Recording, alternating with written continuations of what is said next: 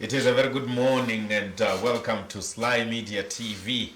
Welcome to this program where we discuss political issues that are taking place in our country, on the continent, in the region, and even internationally, where we look at the trends, what's happening in the politics. And like I always say that you can go ahead, like our page, you can go ahead and also share our page so that you don't miss the programs that we're going to be bringing you here on Sly Media TV. We want to focus on what's happening or what has been happening in Kenya. We know that presidential elections were conducted in that country, and the results have been announced. Let me start by saying congratulations to the winner of those elections in Kenya, and congratulations to the people of Kenya. They have spoken and they have said what they want or who they want to lead them. So we are going to be focusing mostly on the Kenyan election and say what are the lessons that we can learn as a region, as a continent, from what's happening in Kenya so far. But we'll be keeping a closer eye and look at the developments as they unfold in that country. But we're not going to shy away from what's going on here in Zimbabwe in terms of the politics, as we are also heading towards 2023. In 2023, we will be having a general election, and we are going to be choosing new leaders, parliamentary leaders in local government, and also the president of the country, who from 2023 will lead this country. To help me have that discussion, I have invited on the show the chairperson of the MDCT, opposition political party in Zimbabwe, and his name is Senator Morgen Komichi. When we return from this short break, I'm going to go straight into the issues with him. Of course, you would already know that besides the just reflections of the Kenyan election, we're going to be talking about the Zimbabwean political landscape and what's happening in the MDCT. Let's take a short break. Big businesses do not advertise because they are big. They advertise because they want to reach potential new customers. Advertising helps you move your goods off the shelves. Brand visibility engraves your brand in the hearts and minds of your old and new customers. Sly Media TV has a package for everyone, big or small. It's called Everyone Can Stream. Corporate events, weddings, churches or funerals, we stream it all. We take your product and event to over 326,000 followers on Facebook and 96,000 subscribers on YouTube. We cross-post to over 6 pages with a reach of over 1 million followers from as little as $100 per hour. We give you the desired global reach. Call today for a free quotation. 263-772-863-484 or 263-775-964-849 or 263-773-761-800 or email on slymediastreaming@gmail.com. Sly Media TV, building bridges. Welcome back to our program and welcome back to Sly Media TV. I want to already thank you for tuning in and being part of this conversation. You are free to send in your comments, your questions, and we're going to be reading those questions. If you have any comments and questions to Senator Morgen Komichi, you can go ahead and send those questions. I can promise and assure you that we are going to be reading all the comments that are coming in, as long as they are going to be dealing with the topic at hand and are not attacking the person of Senator Morgen Komichi. Senator Komichi, welcome once again to Sly Media TV. It's been a minute. Sure, thank you so much. Perfect. Yes. Thank you so much. Let's start from probably where we left last time. Yes. Obviously, as we are going through the program, we are going to be looking at what's happening in the country. We're going to be dealing with the governance system and the political landscape in the country. But maybe let's cast our eyes into Kenya. The elections have been held in Kenya. The IEBC in Kenya has said who the winner is in that country. Let's start from the period where they were campaigning towards the election. As a political actor yourself, looking at what was happening in Kenya, what kind of picture would you paint for us? Thank you so much, Perfect. I would like to start by welcoming all the listeners. I'm happy to be with you today. I hope you will assist me to grow. You want to grow? I will continue to be a learner and to take advice from you, all of you who are listening in the moment. Yeah. I'm happy with Kenya so far. Okay. Happy with Kenya because if we go back to 2007, I remember the political violence, the electoral violence that took place after the elections. A lot of people were murdered, property was damaged, many people were displaced, and that was actually a chaos. It was a serious conflict which affected the entire continent and the world at large, because that was not right. It actually became a mini war, a civil war in Kenya. And that was followed by Zimbabwe in 2008.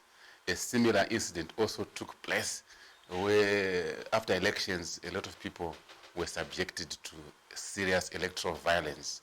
And that is not acceptable. If you actually ask yourself, what will be the reason for the elections? Many people would say, that's democracy. We want to elect a leader of our own choice.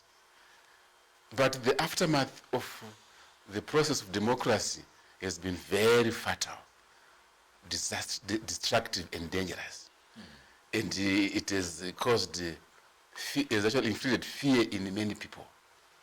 Such countries like Zimbabwe and Kenya, many people would actually fear, would actually refrain from coming out to participate in electoral processes whenever elections were announced. This has happened in these two countries. So as a Zimbabwean, I have learned a lot of lessons out of what is happening in Kenya today. I want to thank the people of Kenya for running a peaceful election. What we used to hear in the past did not happen this time around. The campaigns were taking place freely in Kenya. Comrade Raila Odinga would address multitudes of the people. In the other area, Comrade William Ruto would also address multitudes of the people. At the end of the process, the Kenyans were given the opportunity to elect their leader of their choice. As we stand right now, I want to congratulate President-elect William Ruto for electoral victory. I know things were not on his side, perception outside there. He felt betrayed, I'm sure. At one rally I heard, he actually cried, feeling that he felt was betrayed by his former boss, President Uhuru. But God is with him. He went through a big challenge. Odds were against him, but the people of Kenya decided to choose him as their president. Today, he is the president-elect.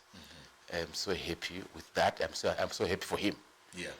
We hope Zimbabweans, having looked at what happened in Zimbabwe, we are going to do the same thing as we go towards the 2023 elections. We hope so. We don't anticipate any electoral violence to start sprouting from right now to next year. We expect maturity of democracy in our own country.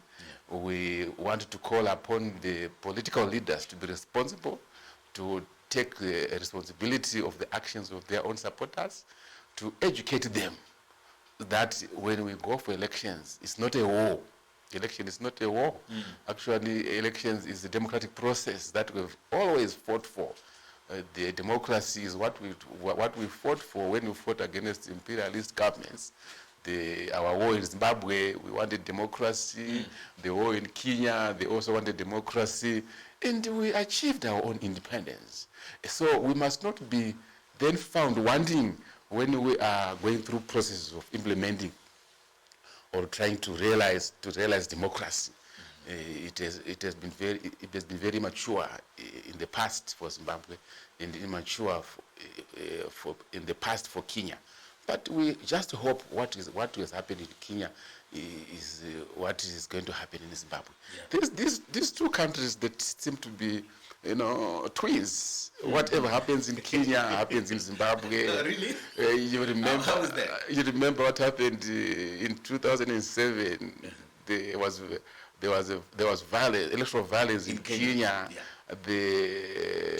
Raila Odinga actually won the elections, and there was violence, but he then settled for a government of national unity, and he occupied the position of the prime minister, which is exactly what happened the following year in Zimbabwe, 2008. President Morgen Tsvangirai thumbed up Mugabe. Mugabe lost to Morgen Tsvangirai.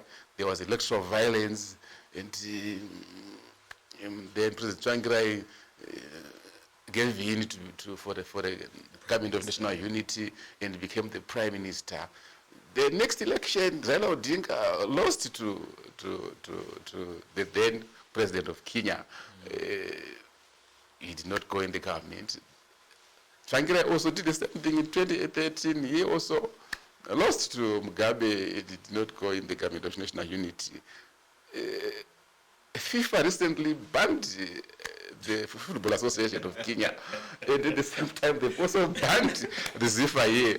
So really, what happens in Kenya happens here. These are actually twins. Okay. So we just hope the peaceful process of election that took place in Kenya would also take place in our next year elections. If what is happening in Kenya happens here, are we likely to see General Chiwenga take over from President Mnangagwa 2023? I can't predict. I don't know what really inspires these two countries, the parallels, the relationships between these two parallels. So I can't really tell. Yeah. I can't really tell. But let us see. What happened in Kenya happened at the end of the term of Uhuru. Probably at the end of the term of President Mnangagwa, something funny would also take place. But for now, really, I would wish for a peaceful process, peaceful election, non-violence, collective. We must be responsible as leaders in Zimbabwe to make sure that we preserve our peace in our lives. So you characterize the electoral process in Kenya as generally peaceful. And what we saw in some videos at the command center is that there were skirmishes, there was some kind of violence after the announcement of... why do we, as African countries, have such violence that is attached to elections? It is really unfortunate that we don't realize that elections are a form of a civil war, but characterized as a passive civil war. In some countries like the Eastern DRC, there's actually physical civil war, which we define as civil war. All African countries, after 5 years or 6 years, actually engage in some civil wars. This is what we have not realized. The principle that we have adopted in Africa, the winner-take-all principle, creates subtle civil war conditions, such that we are always in a fight. Let's go back home to Zimbabwe. Post the 2018 elections, President Mnangagwa took it all and formed an executive, the cabinet, out of ZANU-PF people alone. Left out Nelson Chamisa, who had quite a huge vote. And Chamisa felt strongly that he was rigged. Remember when he said, when he took Mnangagwa to the Constitutional Court, he was not happy. And for up to now, he hasn't even accepted that President Mnangagwa won the elections. Which therefore means President Mnangagwa and the comrade Chamisa have been in a civil war for the last 4.5 years. Because Chamisa has been fighting trying to expose and not contributing to the economic development of the country. Yeah. Always wishing that President Mnangagwa should collapse. His government should collapse so that one day he will take over and apply the winner-take-all principle as well. But is it the right pedestal to say this must collapse so that I take over? Yes, of course, because one feels disadvantaged or cheated. So in his mind, in the mind of the group, they are in a civil war. It's not yet defined. I'm just trying to explain the electoral system. And its effect is similar to what happens in a real civil war. Destruction of properties and violence, and you see what has happened. Yeah. The Job Scala scenario, the Nyatsime scenario, and these politicians in opposition would never support whatever the government is doing. They would not contribute positively to that. So they are in a fight. It's because of the principle Africans have chosen, the winner-take-all, Macaro type of a principle, which I am against. Against is, to me, is actually an extension of the imperialist control by the Western world to keep us at bay. Because after every election is that the winners would occupy government positions. And the Western and the Eastern world would take advantage of the opposition. They would make them their friends and use them to effect some measures against the perceived winners. Like in our case.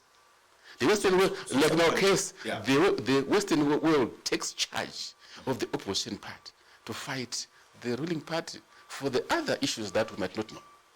So we must be careful as Africans not to be used by the Western giants. The Western giants would fight their wars on us. Like in this case, Zimbabwe is not a typical example, where the Russians and the Chinese have taken control of President Mnangagwa's side. And the British and the West and the Americans have taken side on the side of the opposition. And at the end of the day, we're fighting here. And yet, they are also fighting their ideological wars. Their foreign policy issues are brought in over us. But if you then look at the whole process, what actually serves us? It's me and you, look at our economy. It is said to be growing, but it will not grow it won't grow anywhere higher than. So someone is saying. So we need to be careful about that. It is the principle that we've adopted to implement democracy. Someone has said that democracy is a tyranny of the majority, because what carries the day is what the majority says. And now they say, why would you want a seat on the table of winners when you have not won? That is the problem that we have as Africans. We have gone to school and acquired degrees, doctorates, professorship, and so forth.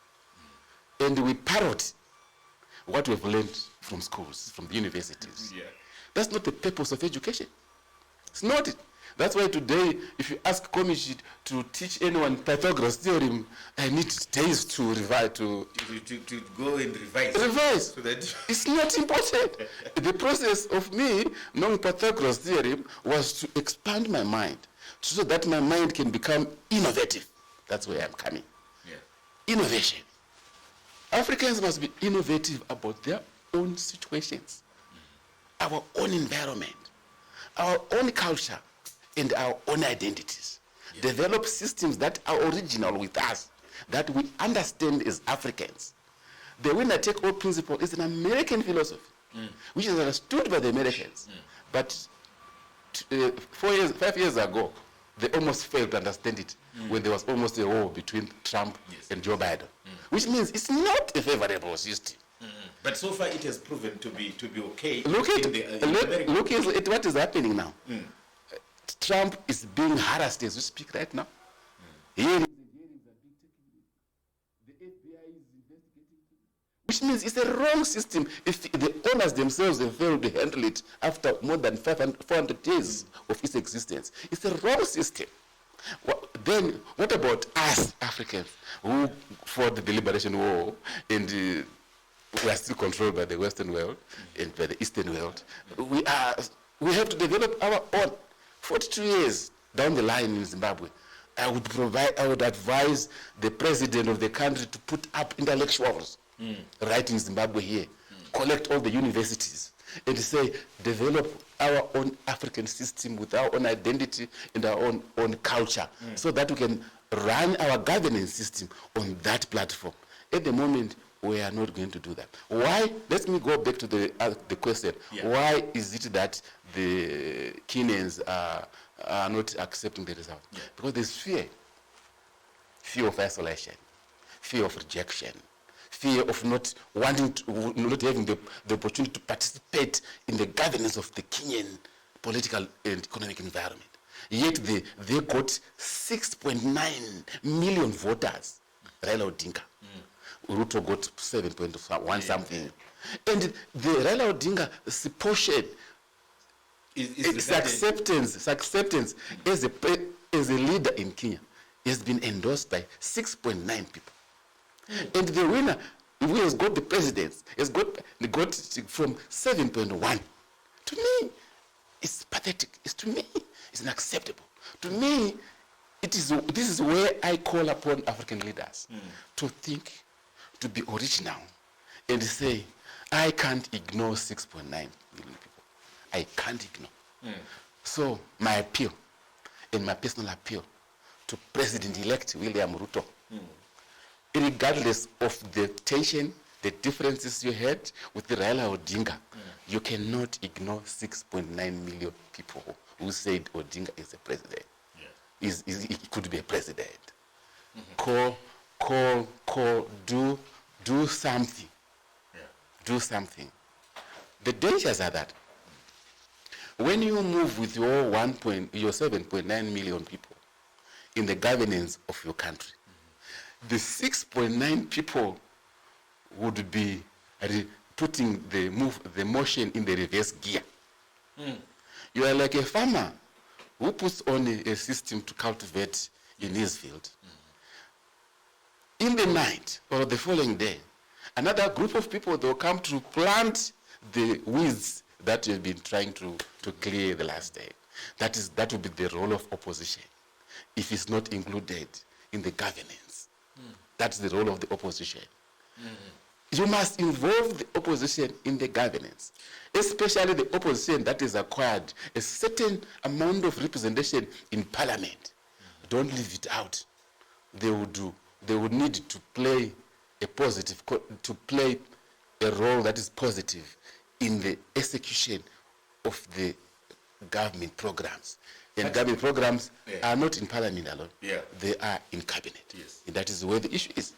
And I also wanted to find out from you that do opposition political parties in Africa understand their role, even with the winner take all principle? Let me tell you a simple function of the opposition. It's not the theoretical that you put.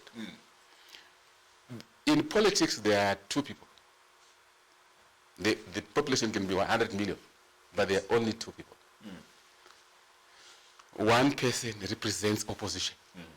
One person represents ruling party. That's it. And if you are going to go into politics, you must know this definition. What is the role of the ruling party? The role of the ruling party is to praise its president, its party, and the programs done by the government. And make sure that you accuse the opposition for being puppets of the West, like in our case, puppets of the British shenanigans. 4 roles. 4 roles. You sit down. The other function, the function of the opposition man, is to critique the man leading the country, his party, policy loopholes in the policies, and apportion the entire blame to him because you are competing. If you want me to play a role that is positive, include me in the execution of the government programs. Include me. If you include me, it will be automatic. I remember one time. Let me give you. It can't be automatic. Let me give you one. Let me give you one example. Let me give you one example. Government of national. That's why I'm coming. Yeah. That's why I'm coming. Yeah. I'm one guy who was very aggressive against Mugabe. Yeah. And ZANU-PF in this program. Very aggressive. Yeah. And I met the consequences of migration. Arrest, torture, everything happened to me. But when I was appointed to be a deputy minister of transport, and I was getting involved in the government programs, it became very difficult for me to ever raise my hand to say Mugabe Mudenga, Grace Mudenga, Batanizai, Ezoko Buga, because I wanted to make my ministry succeed. I wanted to put a mark, a positive mark on the government program, because I took ownership and responsibility and accountable to the success of my ministry. What successes did we register during your time as a deputy minister in the transport? Yes, of course. I was very, very, very interested in the road construction. Remember the plum tree to Mtare Road. I was very interested. I was always moving around, trying to check. And I was able to meet with even other many, wana PTC, wana Net1, and so forth, PRAS and so forth. I wanted to put my input into there. So, if you look at me as individual, but collectively as MDC, the economy changed. Remember the mantra, $2 for $2 mantra, which was attributed to Morgen. Yeah. Remember the stability of the economy. Though economists actually are saying this is where we lost it by bringing in the US dollar, and it really dealt a serious dent on the economy. Actually, because the cost of production was too high, we could not compete with regional peers. I do agree with you. Yeah. But remember, the ZANU-PF side was not honest. It was not playing the ball. This is where I wanted us to come. They wanted, like they were not moving along with the MDC ministers. They were actually behind, trying to play judo on the MDC ministers. The MDC ministers were really committed to the economic growth, because that was one of their key objectives of getting into the GNU, to stabilize the economy, to make sure that the people of Zimbabwe would at least have a relief from the painful days of the 2007 and 2008. So we wanted to make sure that there was this peaceful environment. So yet ZANU-PF vanga vakawandira, and they were vakawandira vakatamira election year 2013. So they had an evil intention. But if we are to go there in the government of national unity, suppose we go today with positive minds, from both sides. Now ZANU-PF has realized one thing: they cannot go it alone. After although people can complain about the GNU period, but look at the economic graph of our country. It is from 1990 to today, it is flat. But when it came to 2009, it rose like this. There was economic growth, and it maintained for a period of GNU. In 2014, it collapsed. Until today, it's collapsing further, which means the GNU, if it was done deliberately, constitutionally, and if it was done with 5% growth. Yes, of course, but it was 10, 11 by the GNU period. And the +5 growth is coming from the negative, from the bottom of the pit.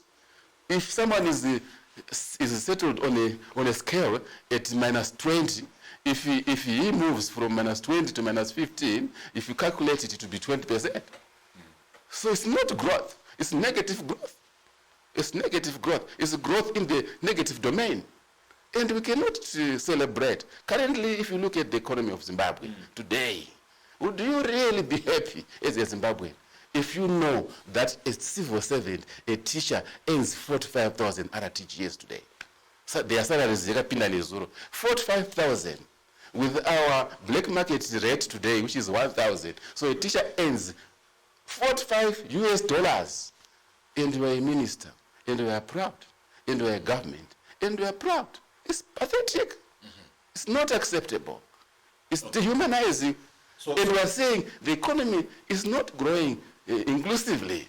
The people are not benefiting out of the growth. It is growing from the negative, from the bottom of the pit. So it's not celebratable now if we still have years to come. But we, as Africans, this is our 42 years of independence. Yeah. We can be proud of that economic growth. We can't be proud of. We could do better, in my view, if we are to work not as if we are to exist in Zimbabwe, not as enemies. If we are not played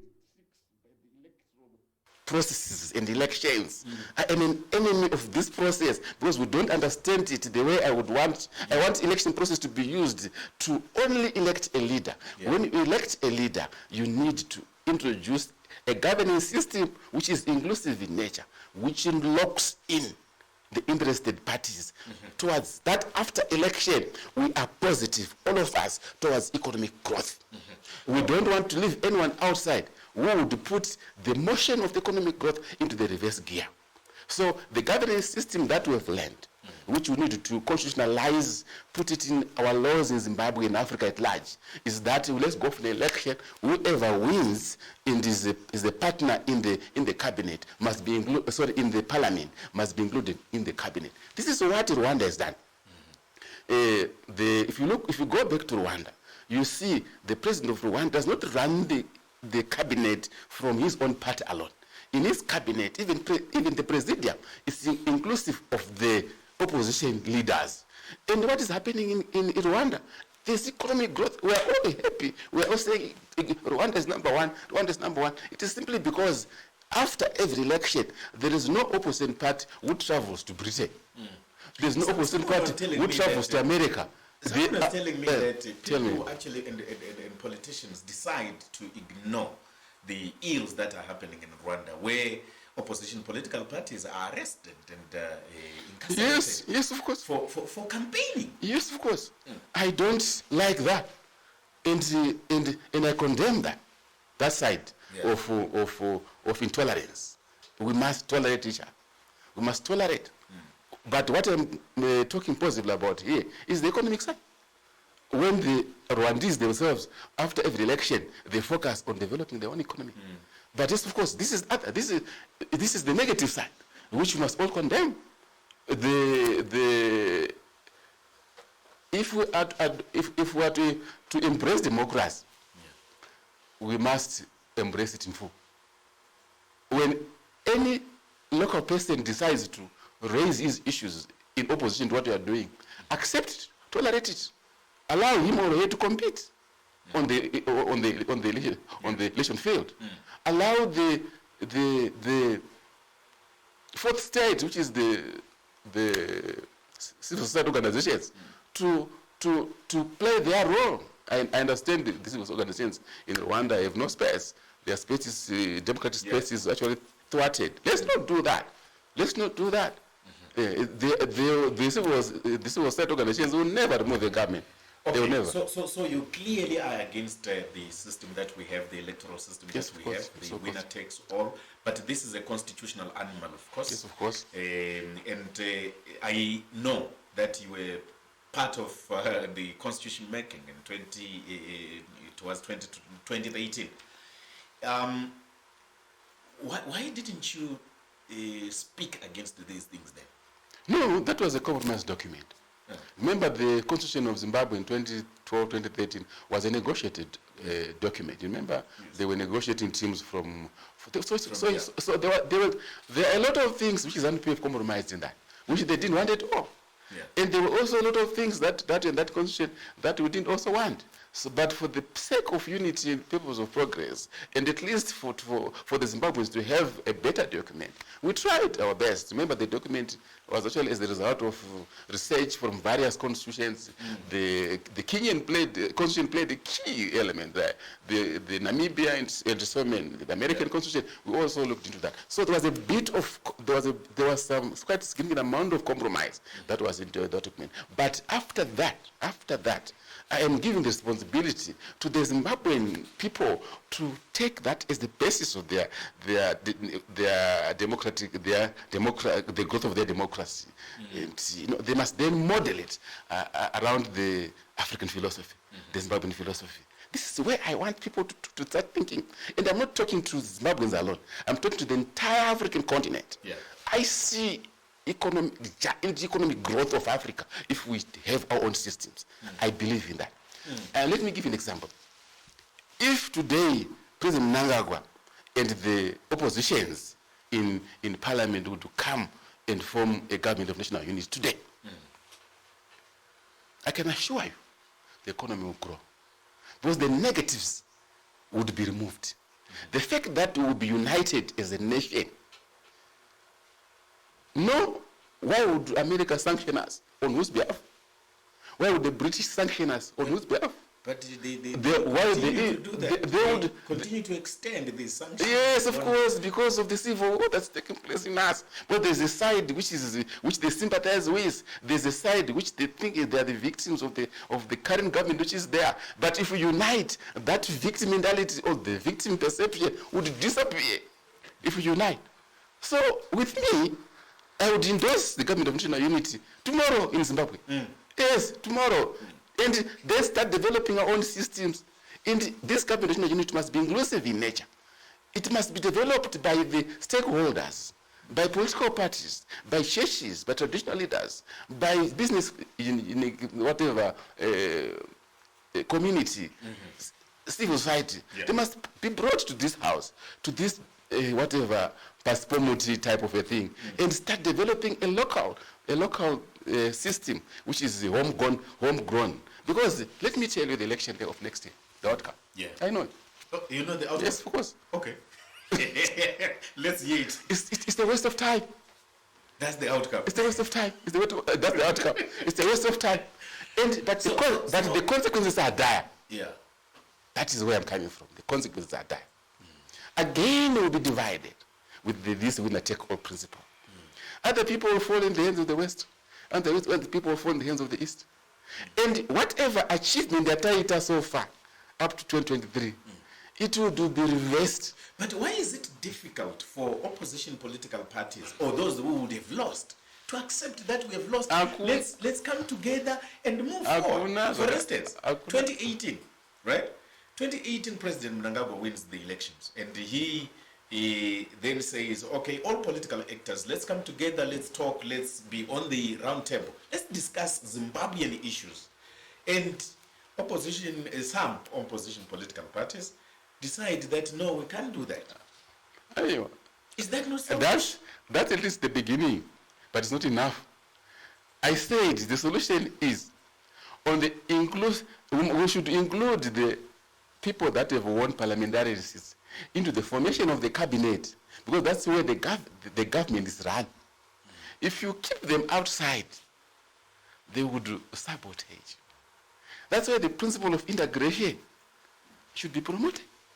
And let us be practical as leaders as well. We go for an election not to be enemies. No, we go to election to elect a leader to fulfill the constitutional democracy that we have embraced in our own country. It's not a war. It.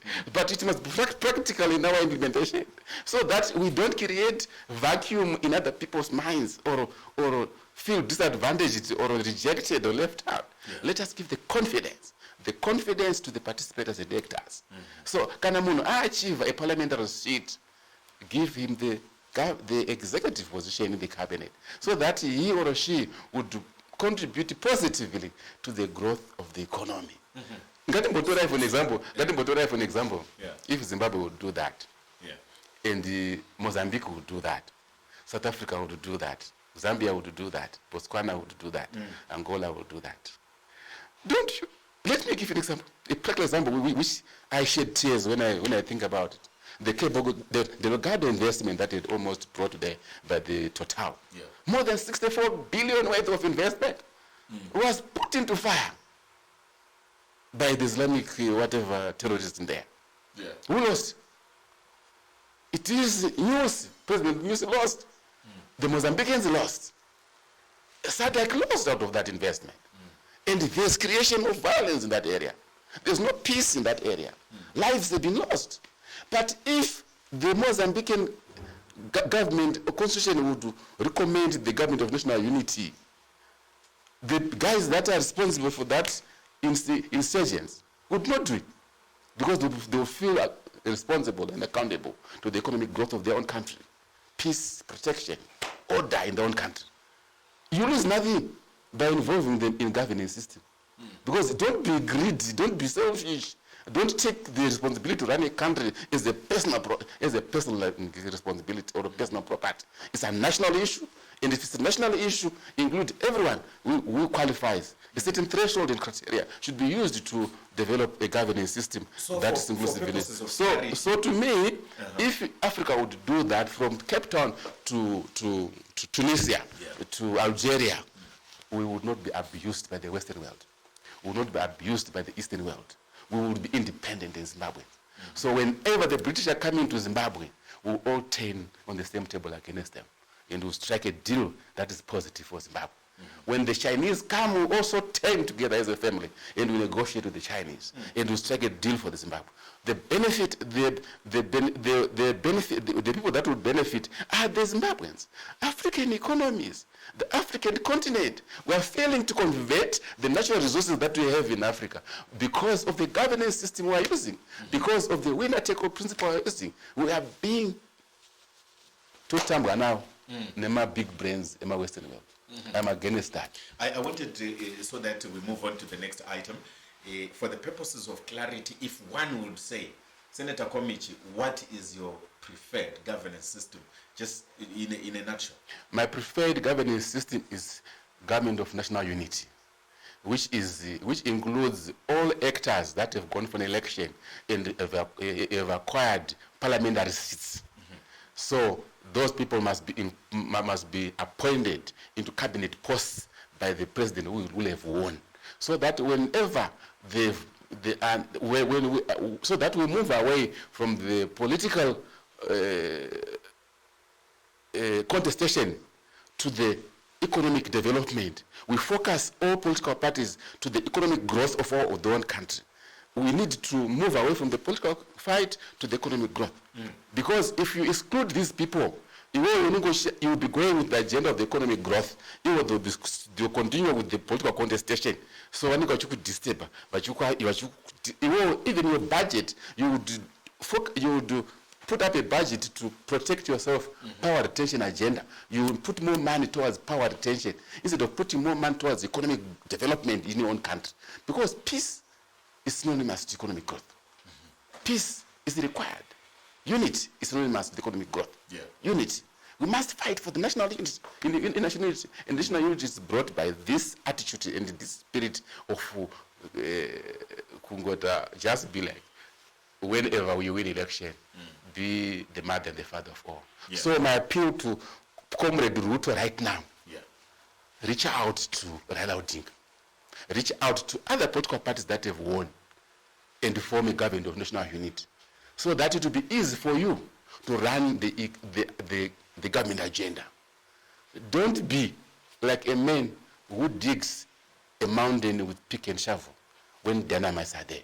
Unity, peace are the dynamites to deal with big mountains.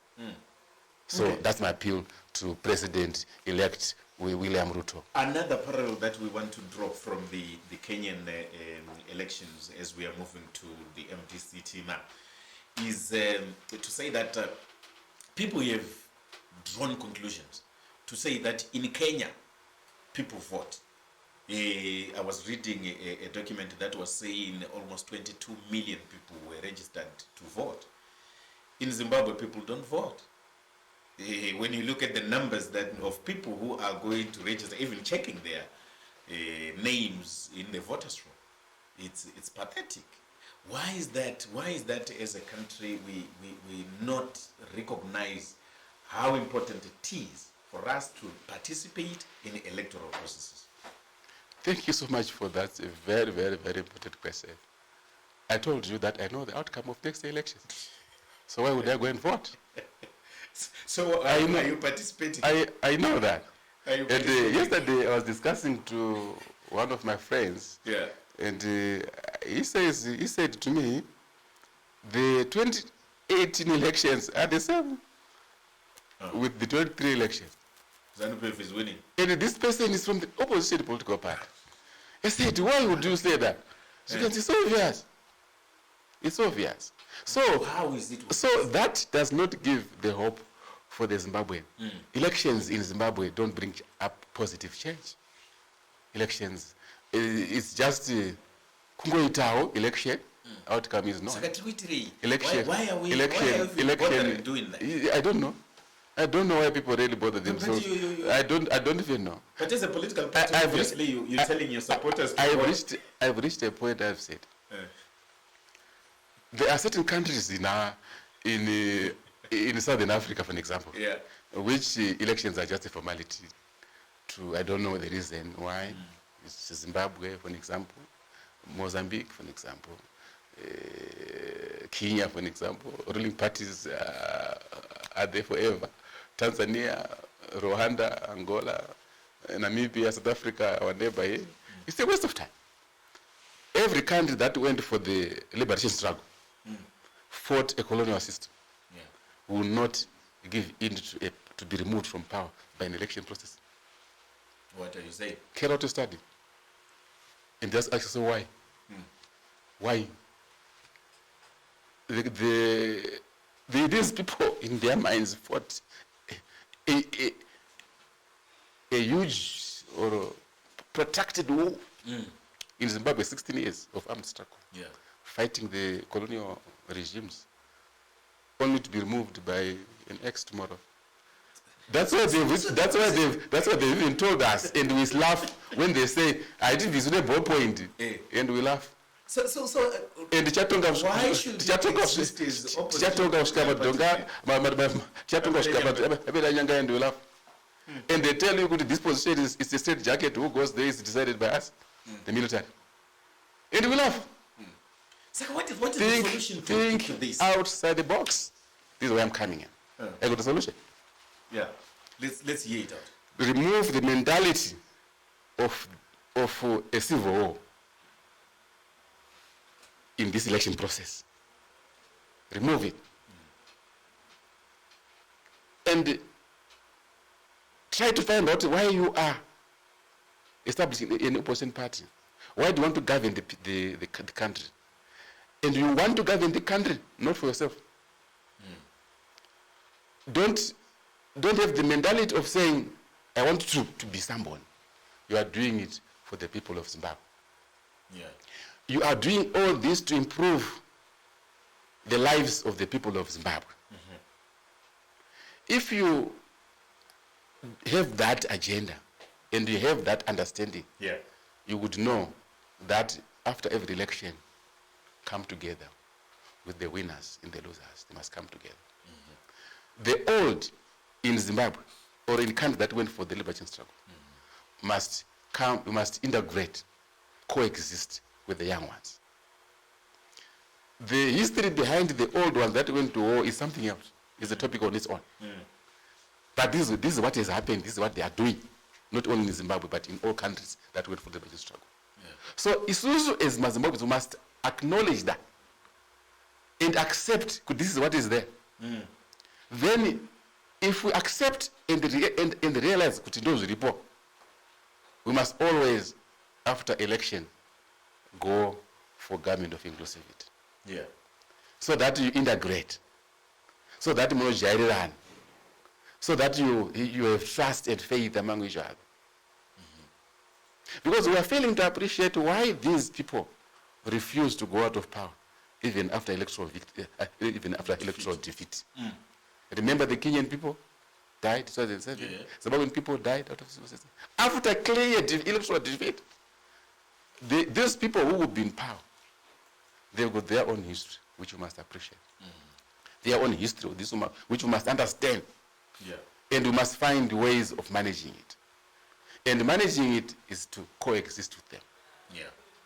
You are taking a person who went through a protracted war of 16 years to simply accept what you are doing. You need time of living together. It's been Time heals. No, we have not been doing that. We've been fighting. Okay. We need time to come together so that they trust us. Because when they look at Komichi, they think it is a message of the imperialist country. They think Komichi is an opposition because it's been assigned or assigned by the British too. Yet no, it's not it. But this is what they think and they believe in. And they think and they believe in. At the unfortunate part, they got a gun. They're in power. What do you do then? What do you do? But obviously, they're not just thinking from the blue. It's from what happened in the past, right?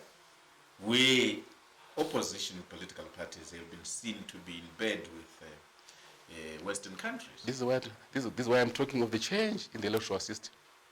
This is what I'm talking, because that would resolve that matter. Yeah. That would resolve that. Because the question is, the Western world and the Eastern world would take advantage of that. It's true. It's true. Yeah. Okay, let's move on to the MDCT. Obviously, we last time dealt a big deal with the question of the by-elections, how you performed in the by-elections. I want to believe that up until now, from that time, you have put strategies in place. You have gone back to the drawing board to say this is what we want to see going forward into 2023. What are the strategies? What's on your dashboard? When a strategy is of public consumption, it stops to be strategy. Yeah. But however, the people have understood the problem now. Yeah. They've identified what went wrong.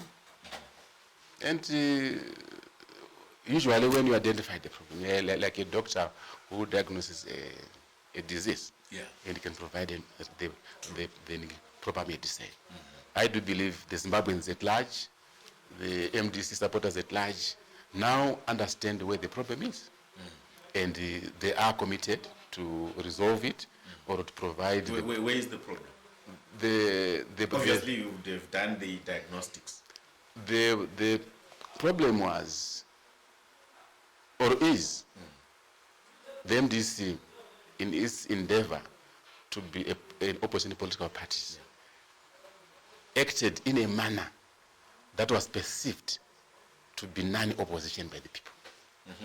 People felt MDC was now singing from the same hymn, singing from the with the rulers. Okay. And they missed a very clear point of identifying the political arena or the political environment, which I initially said there are only two people in politics, the opposition and the ruling party. But is it wrong? Is it wrong, Senator, to say the MDCT was now singing from the same hymn book with ZANU-PF, for instance? Yes, of course. Because this is what the MDC leadership thought. Yeah. So, but they were penalized by the people, because opposition people don't like that. That is preferred. Is that not our solution to the challenge? That is preferred by the ruling party, but the opposition do not prefer. So it is a choice. You see, grammatically and graphically, the ruling party exists in its totality. The opposition party existed there in its totality as well. So when you were perceived to be on the sideline of the ruling party, you are not a ruling party person. So when people went to vote, they voted for ZANU-PF. You mean you are in the peripheral, so no one will vote for you. You have distanced yourself from the opposition mantra. So the opposition will not even know that we exist. But they would vote for the opposition. This is where I have a problem, that we end up having people opposing for the sake of opposing, because they want votes. Instead of like what you are giving us, recommending to us, to say, at times there is need for us as citizens of a country to say, yes, we don't agree on this, but there are areas where we can work together, which I thought as MDC. Perfect. This is politics. It's not an academic podium. Yeah. It's not an academic podium. This is politics. Know where you belong. Okay. You belong to opposition. You must know the functions of opposition. Yeah. It's a checkmate for the ruling party. Period. Don't go beyond. Don't think Checkmate. It's just checkmate. When you go to the ruling party, you defend the position. Is defend the status quo. Period.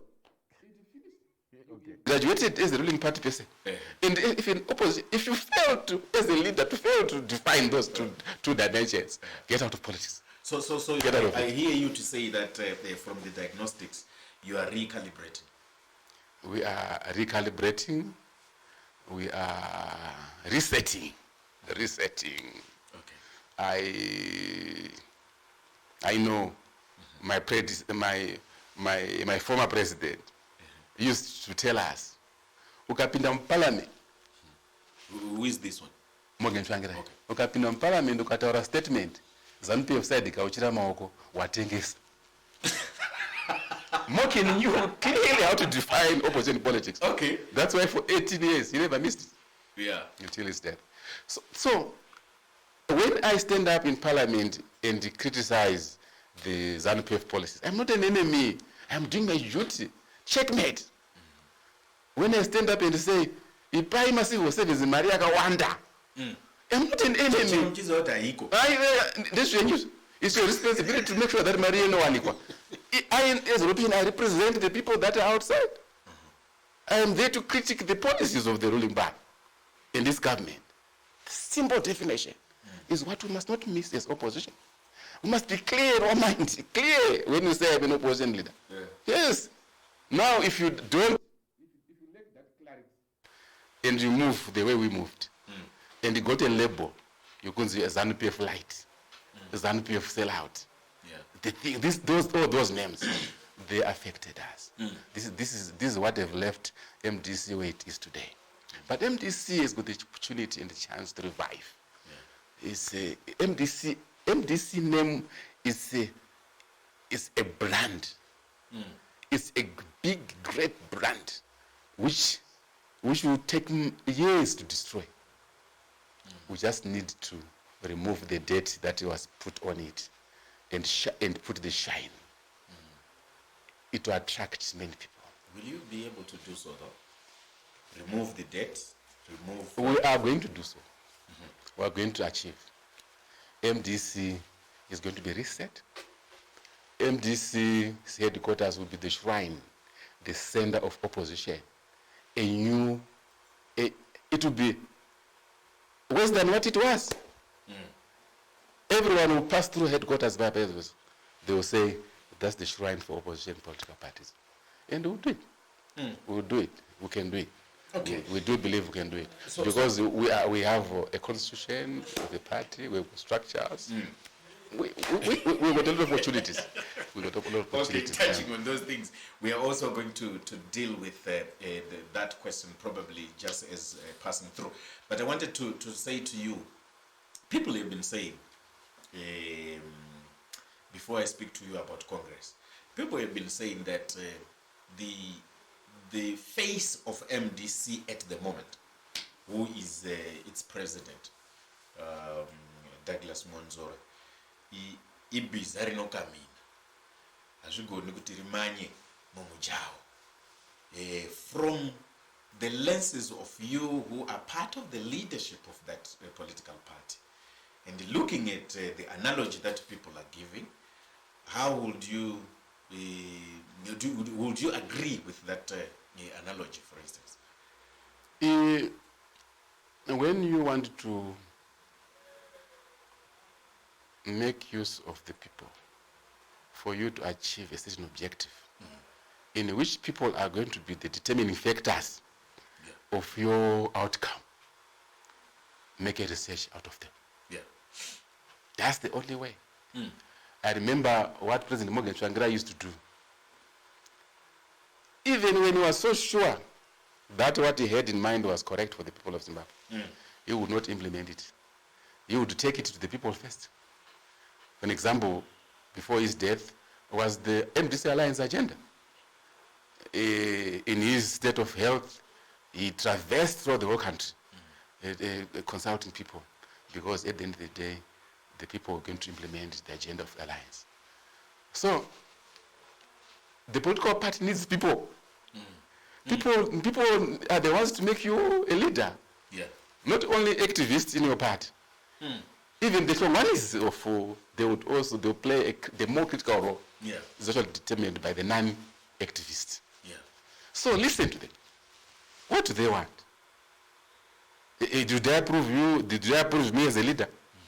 If they don't approve me as a leader, let me not waste my time. Yeah. Because I'm not here for the self-interest.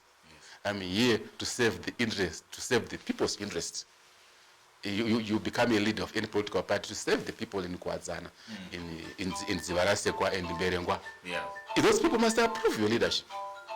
So, I do believe a clever leadership or a clever party would actually launch a research for that. Engagement, consultation and all. Yes, of course. Have you started with consultation so far around the country? Yes, there are teams moving around, trying to find out what exactly is the problem is. Okay. Because if you then do that process and you implement exactly what people have told you, they would go along with you. Because they will have ownership, they will feel proud. So a solution for MDC is go back to the people, ask them, take whatever they have said, implement it, and the MDC will become great again. Let's talk about the Congress. We have been talking about Congress, MDC saying we are going to have a Congress. When likely are we going to? I cannot confidently say when, but the Congress, MDC Congress is overdue.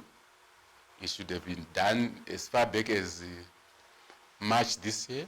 It was postponed to April, postponed to June, postponed. Now it's almost indefinite. And but I don't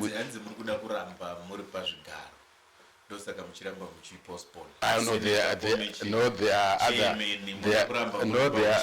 There are other challenges that are there that we are attending to, but we are all anxious, all of us, including my president is anxious. He does not want to have this label. One thing that President Monsora does not want to have is to Arukuramba Congress. He is trying to go against what he believed in during Chamisa's time. Remember, one accusation which Chamisa got was that Akaramba, he refused to go for an extraordinary Congress after the death of Morgen. To an extent, he was taken to court, and the court ruled to go back to the extraordinary Congress. So I don't think President Monsora would want that take to be on him as well. So he's very careful and cautious about that. So very soon he's going to proclaim the dates, and a Congress will be done. Most likely before the end of this year. Yeah. We have unconfirmed reports that the both of you are in a tug of war over Harvest House, over issues of Congress, plans, revival of the MDC. Is that anything? No, not necessarily. This is the tenets of democracy anyway. Tenets of democracy, you would differ here and there, but at the end of the day, the main objective is to save the party from collapsing. The party must be revived. The MDC must be on the political arena again. It must recruit. It must engage people. It must play its role. It must not lose the legacy of the late Morgen Tsvangirai. That pains me a lot. I know that man for 18 years. He stood with the opposition people until his death. That I cannot let it go. Yeah. That I cannot. So the question, we are differing. Those are tenets of democracy. They are found, but they'll as a result, they'll be as a result of what the research would come out with. If the research says go this way, we will go.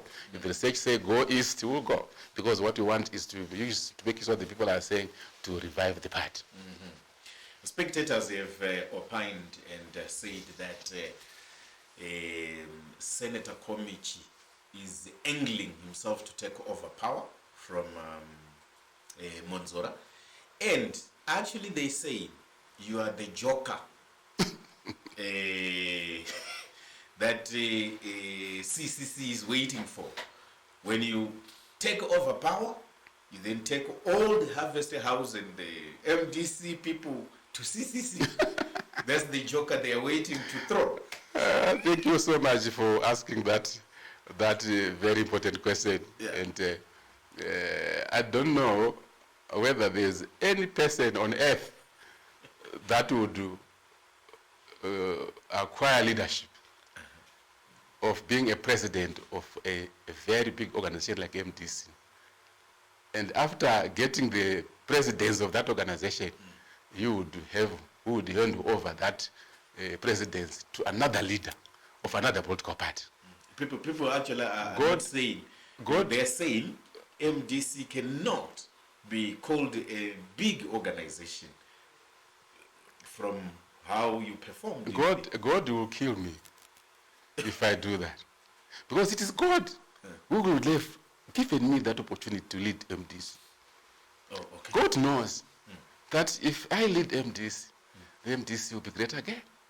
Okay. God knows that. So if I make a mistake of kudadira mwari vanoti punisha. So how can I, in my normal sense, do that? Suppose ndatungamira. How would I do that to hand over Zondapuwa na Mwari to another president of another political party, a different complete political party? There's the new name with the new slogan, new color, everything else. And let I hand over that. Especially the Harvest House, as I read on the social media. Yeah. It's the shrine of true position. The citadel of power. For any man, normal man like me, to hand over that to the opposing party. The state of MDC where it is today, with a good leader, or with the new leader, it can change. How many companies have collapsed under certain leadership? And they become great again under new leadership? Yeah. Do you remember the change manager theory? Yes. The change manager theory. Change managers are brought to bring change. But they are hired in collapsed organizations. And because of their pure change manager, they will create miracles. MDC now requires probably a change manager who will make miracles out of this. So MDC will, so if I am the one, I will not hand over head office to anyone. It will be seen. Headquarters is Harvest House is a citadel of power, a shrine for revolution. But there are memories in that building. There is Morgen who lives in that building. Many people who died for MDC opposition live in that building. And I will not betray that. And again, as a leader, I don't have legal power to transfer that building. I don't have the political power to transfer that building. The legal power is settled by the Supreme Court of Zimbabwe. They said MDC owns those properties. So I'm not MDC. I am an assigned leader to lead the MDC. But the MDC, as a legal entity, cannot have its property being shared by an individual. Political power is determined by the supporters. The supporters would protect that building, and they would die for it.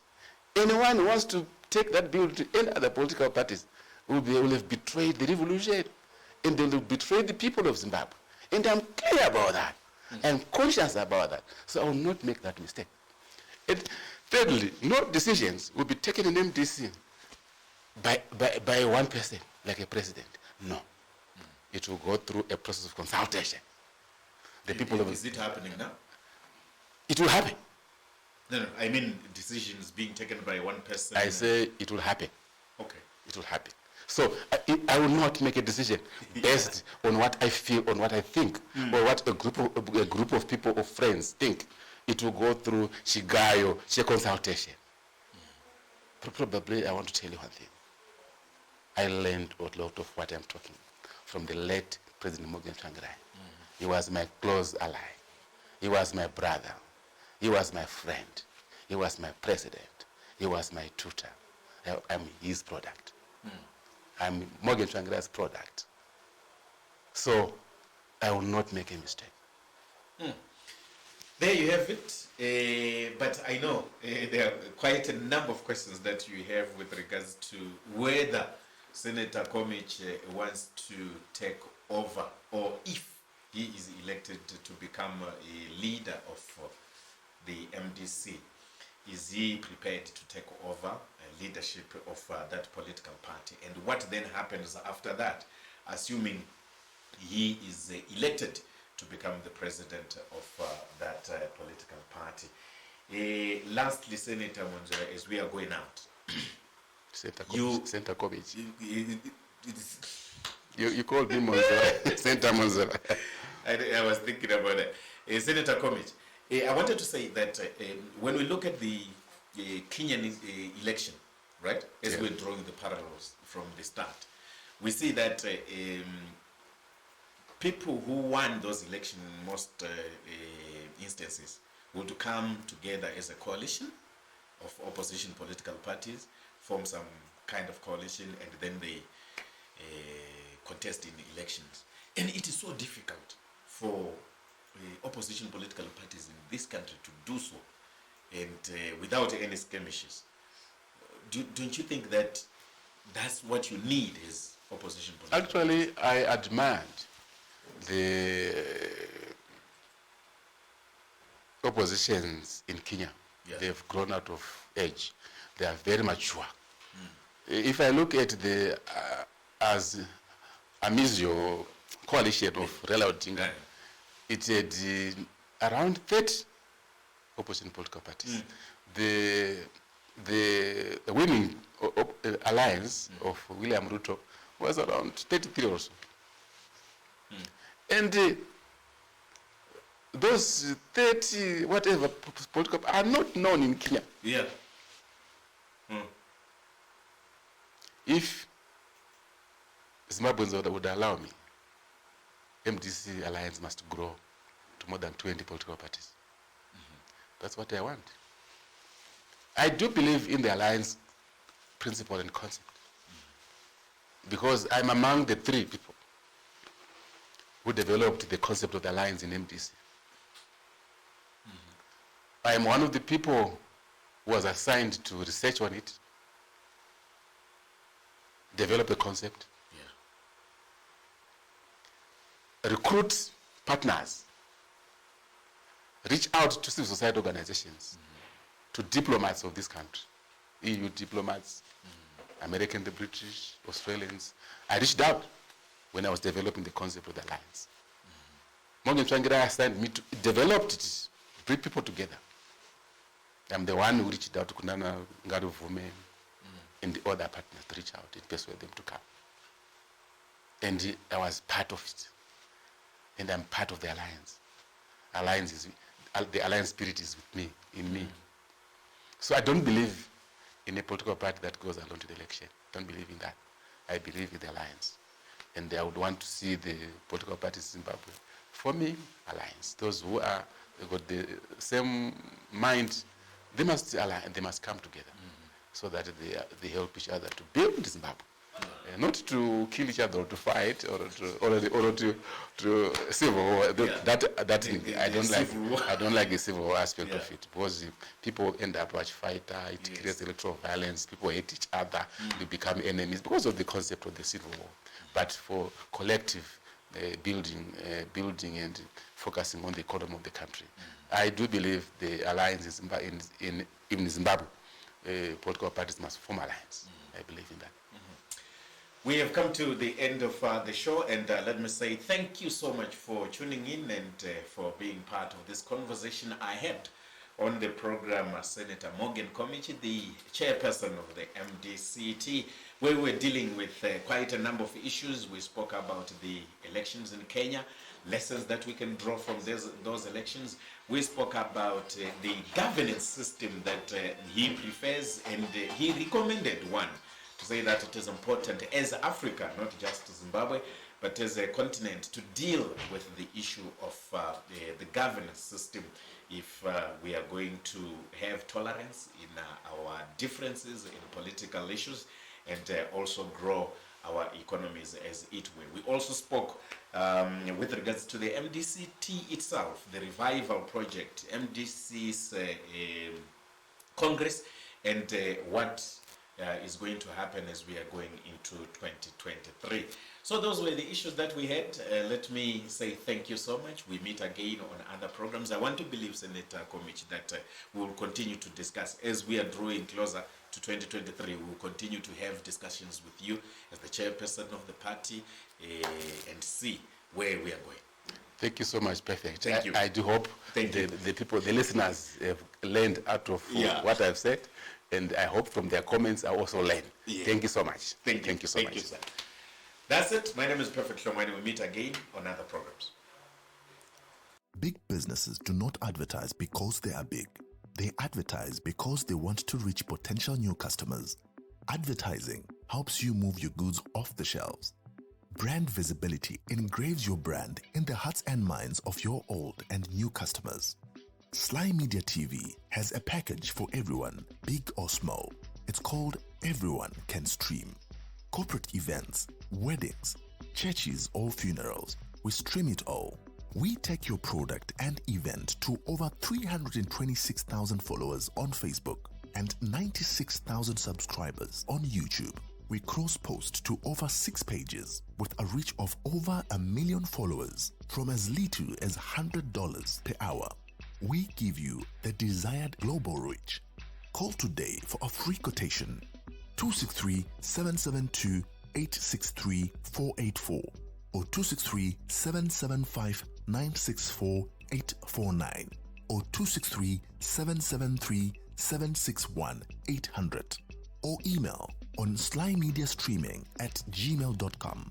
Sly Media TV, building